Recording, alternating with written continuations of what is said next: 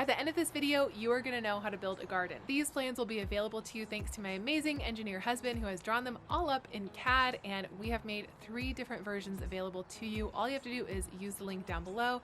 I'll try to pin it in a comment and leave it in the show notes as well. I hope this video encourages you, whether you're single, building on your own, have a small space, whatever it may be. I hope this video encourages you that yes, you absolutely can do it. Even if you have limited space, limited time, limited budget, limited know-how, you can do this. You got this.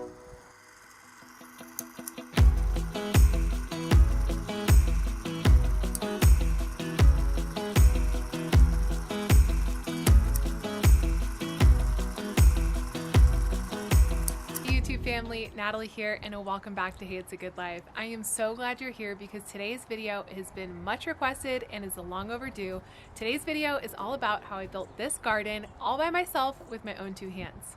Because here's the thing, I love a few things in this life. I love my cats, I love good coffee, I love my husband, but I absolutely love building things and DIY so that I can grow food, so that I can cook delicious homemade meals from scratch, because is there anything better than eating straight out of the garden? I just don't know what compares. I believe that I'm called to have a regenerative farm and retreat center one day for leadership, where we restore and equip leaders for their missions in life, and this is just part of that. This is part of stewarding that dream, and that's why I do this, but I also do what I do and film it on YouTube to encourage you that you too can start a garden. Even if you just have a small space like me, even if you're living in the city like me, like you can absolutely do this, and you don't need a lot of skills or experience. You just have to commit yourself to the process and learning and getting started. So welcome to our urban farm and homestead. We are here in beautiful sunny San Diego, California, and I'm so glad you're here. Although I think I already said that. Now you guys have asked for this video, and when I say you guys, I mean a select few because my channel is still rather small, but hey, each of you means so much to me. And on that note, I want to say thank you in advance to the YouTube family who always shows up and is always here watching these videos, hitting that like button, hitting the subscribe button, leaving me comments, and sharing these videos. Thank you so much. I appreciate you more than words can say. If I forgot something in this video, of course you can leave a comment down below or reach out to me. I love helping you guys brainstorm solutions to some of your spaces and situations, so definitely let me know if I missed anything or if you have specific questions about your space. I hope you enjoy this video.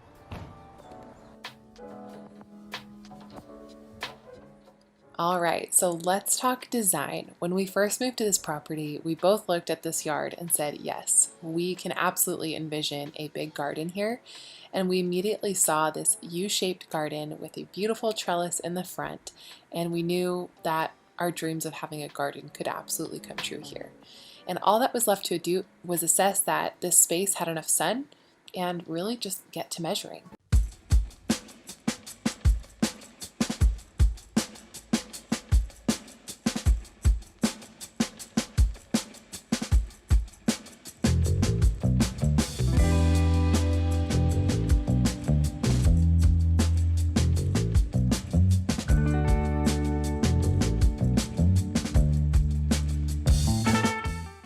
So in designing the garden, I realized, okay, I've got some little things to work out here, but if I just calculate this all using my fancy iPhone calculator, I can make this work. And I started to sketch this out onto a piece of paper to scale, using a ruler to make sure that everything was the right size and actually proportionate to what was happening outside. And soon enough, I had my first rough draft of what our space was going to look like. I had this piece of paper and a vision, and I started to calculate how much wood I was going to need to make this project happen. To save money, I decided to use cedar fence pickets, and that's what I recommend to anybody on a budget. And it makes things really easy, because here's why. Cedar fence pickets come 6 feet long, and so just cutting those in half makes them 3 feet wide. And this is what a basic garden bed looks like using my plans. Now my garden beds are mostly a little bit bigger, I'm calling them a medium-sized garden bed, and they are almost all 9 feet by 3 feet by 40 inches tall. And 40 inches is give or take a little bit because the ground is actually uneven where I am, so more on that later. But here's the basic idea, is taking those cedar fence pickets and some of them cut in half and then kind of stitching them together over 2x4s and creating a really solid structure. Now I do have one really long bed as well, and this is what I call my 14-footer. This required more sewing or stitching together of the wood. This guy has a lot of 2x4s as legs, and that is what helps keep all of the wood together at the seams. And it's really crucial that if you are going to have any seams in the wood, that you go ahead and stitch them up, so to say, using a wood backing like these 2x4s. Then once you have all your seams covered with 2x4s, you're going to add 2 more additional supports made of cedar fence picket here. Alright, so now it's time to talk supplies for these raised garden beds. I'm just going to flash these screens before you and encourage you to take screenshots as needed. I'll go ahead and leave these up for a couple seconds at a time. I would say overall this is a project that does not require that much stuff, but it's definitely more than your average project. We like to borrow from people who are willing to lend us things, and that helps us decrease cost. Now the first thing you're going to have to do is remove all of these pesky staples. You definitely want to remove them because you definitely don't want to run into them with the saw.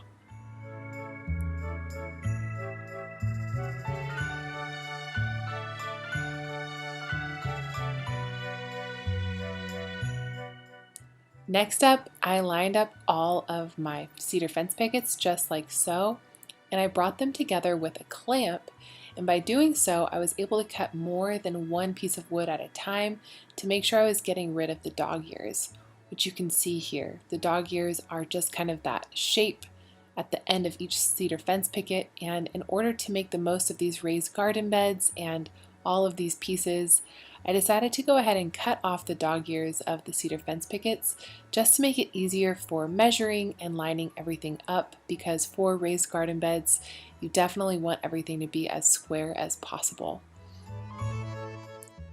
I like to work in a neat workspace when possible, and so I made little piles of each item here. Now, as you can see, the next step is to sand. I used maybe an 80 grit with an orbital sander, and I went over every single piece of wood with it because it's really important when you're staining that you have wood that's been primed well with a sander. It makes the stain a lot easier to apply, and it's going to make it a lot more cost effective as well because you won't have to use as much stain. So I definitely recommend sanding all your pieces and priming them for staining. Now when it comes to staining, you can get some eco-friendly stain like I did. Unfortunately, they don't make this brand anymore. Dump it into a paint tin and use a stain spreader. This option also came with a little stick that I could screw onto the end, but I opted to save the $10 and not attach this contraption to a stick. Now let's talk about the smallest bed design. This is like the basic that anybody could certainly figure out. I like to start with the ends, and I'll show you why in a second. But it's important to start with the ends because when you bring them together with the side pieces, it allows for a really seamless transition, because then you can just bring those long edges towards the very edge of this piece, and it makes it really simple. Now, these are corner clamps that are really old. They're on loan to us from a neighbor, and here you can see me struggling to get the smaller end piece in.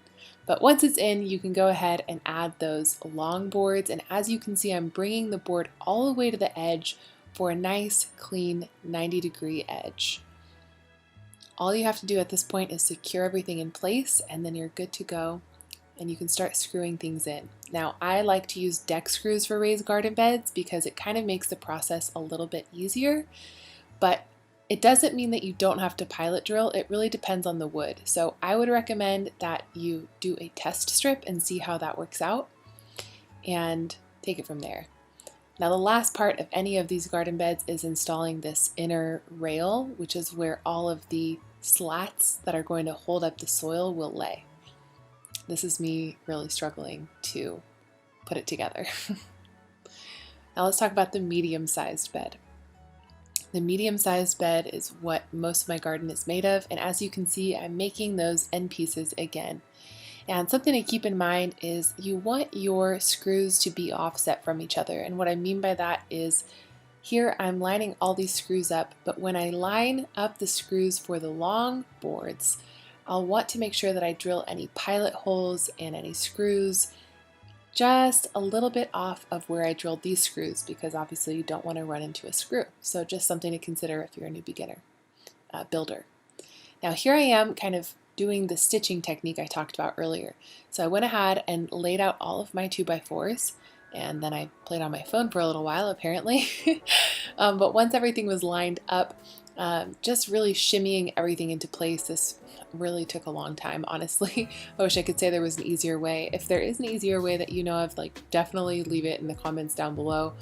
This whole process right here was really time consuming.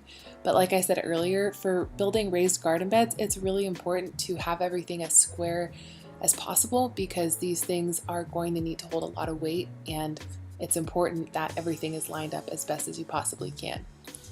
So here you just see me again drilling those pilot holes, working my way down the 2x4 through the cedar fence pickets, and slowly but surely really bringing those seams together. Honestly, it was at this point in the project that I was really starting to get impatient, and this is where I emphasize in the supplies list that having a good attitude is really, really helpful, as is having like a boombox or some kind of Bluetooth speaker. Here is a corner clamp. It's a great tool to have if you need to build boxes all by yourself. Very simple to use. You put your boards in there, you close it shut, and you're good to go. The only thing that gets a little tricky is when you've got these longer pieces, because when you screw I don't know how to describe it. When you screw these in, things can shift. So let me show you what I mean. So let's say I had just gotten this into position. The first thing I'm gonna do is make sure that I wiggle these boards into the clamp so that this bottom corner is lined up at 90 degrees. And once that's looking good, I'm gonna come up here and check this part of the wood. Now let's say it wasn't. Let's say it wasn't lined up. Well, now I'm gonna line it up, and then I'm gonna hold it in place and see if when this is lined up, if this is still lined up. If this part is not lined up, well then I need to keep shifting things until I've got this nice flush line. I don't know why I feel compelled to share this. I feel like this could be really, really basic knowledge, but this is something that has helped me a lot, because I think it would be really easy to assume that, okay, well I've got everything in the corner joint, it must be good to go, it must be 90 degrees, and that's just not the case. So I want to encourage you guys to double, triple, quadruple check your measurements, your positioning, because you want to make sure that you're screwing in a super even way so that everything is really nice and flush, and you don't have screws in at an awkward angle creating weird tension on the wood and causing warping and stuff later on. You want to make sure that everything's as like perpendicular, parallel, straight, all of that stuff as you possibly can. And this is part of the process of doing that. So I just wanted to clarify, like, it's not just about getting the wood into these corner clamps. It's about verifying that everything is in the right position 2, 3, 4 times before you start screwing in. So then once you've got that good to go, I like to drill my holding screws. There's probably a more official term for that. I'll drill into that corner once, that corner once, that corner once, and this corner once, and make sure that everything is flush. It's my way of verifying like I'm on the right track here. So once I've got those primary screws in, those first screws in, then I know I'm pretty much good to go for the rest of the drilling and can pretty much just go to town with that. So that's what I'm gonna do right now. Guys, so I actually broke a drill bit earlier, but this is the drill bit that I'm using. It's very thin. I wanna say it's the 332? I don't know. I have no idea. Whatever. It's pretty thin. So let's get that pilot drilled. So kind of like we just talked about, I'm going to make sure that everything's lined up from the bottom to the top. And then you could use a clamp and clamp this. I actually have some, but if you don't have clamps, it's still possible to do this. And so I'm not going to use a clamp, and I'm just going to show you that with your holding it tight yourself, you can do it. I just want to show you guys that this is possible without clamps. So we're going to go 1. Oh, another thing to keep in mind is the spacing of your screws. I haven't really talked about that much yet, but these are more inset, and the screws that I'm placing on the longer sides are more out towards the outside, because they're going to have more pressure on them, and so you want to make sure that you're spreading, I don't know, keeping the surface tension down as much as possible, which by spreading out the screws on the longer side, you're gonna be dealing with the tension a little bit better. So make sure that you're not gonna send your drill bit into a screw. So just kind of verify. You can eyeball it. You could, you know, do an exact measurement if you really, really wanted to, but it's not really necessary in my opinion. So, okay, that's lined up. I like it. I'm not gonna be drilling into that screw. Great, so I'm good to go. Also, be really careful because I just burned myself because this tip gets really hot. We're gonna use our special drill bit, which came with the deck screws. It's a star tip. Not sure how well you can really see that, but it's a star tip. So anyway, grab a couple screws.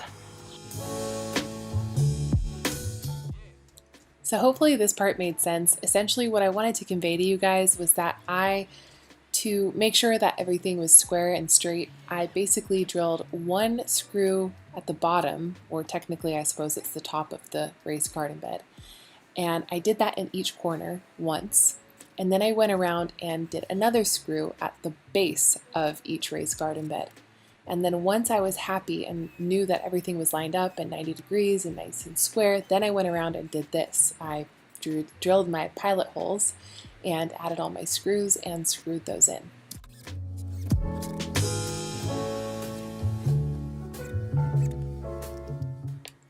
And then eventually, behold, you have a very beautiful raised garden bed that you built all on your own. Even though it was a little complicated, you figured it out. So good job. Give yourself a round of applause and a pat on the back. Now all that's left to do is move it into position. Now I realize that this looks really heavy, but the benefits of using cedar fence pickets is that it's actually very light. You can move it into a position very easily all on your own. Now, unfortunately, I don't have any footage that I can find of me building this 14.5, 15 footer. But you get the idea that every seam is covered by a 2x4. Now I moved this up on my own and I don't recommend that. So I did eventually ask for help, don't worry. But you can see all the 2x4s are covering the seams, and you can also see those cross supports, which I just made out of leftover cedar fence pickets. This is my husband helping me get this raised garden bed onto its feet and into position.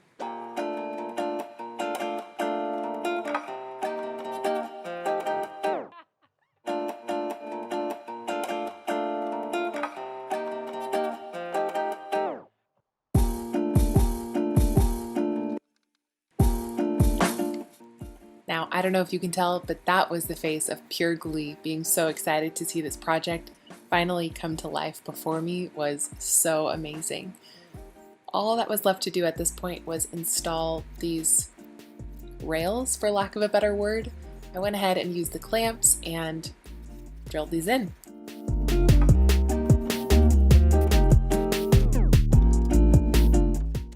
Now here are those slats, which I made out of 1x2s and spaced evenly about 1.5 to 2 inches apart in between all of the 2x4s. And on the very ends of the 2x4s, I did cut just slightly smaller pieces to make sure that the soil had support all the way to the end of the smaller panels.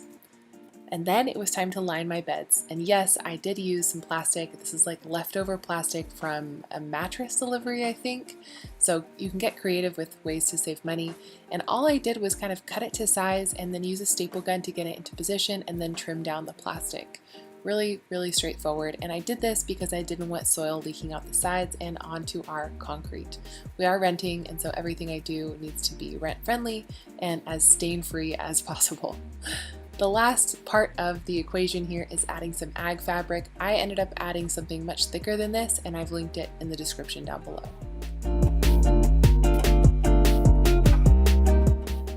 And eventually, after all that hard work, we had a garden.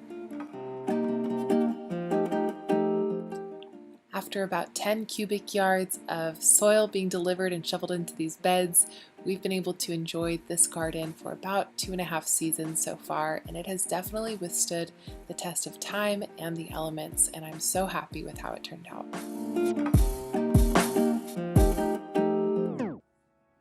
If you have any questions, let me know. If I forgot something, let me know. I'm happy to answer it here on YouTube or on Instagram via direct message. And that's it. make sure you get your free plans down below, and I'll see you guys in the next one. Bye.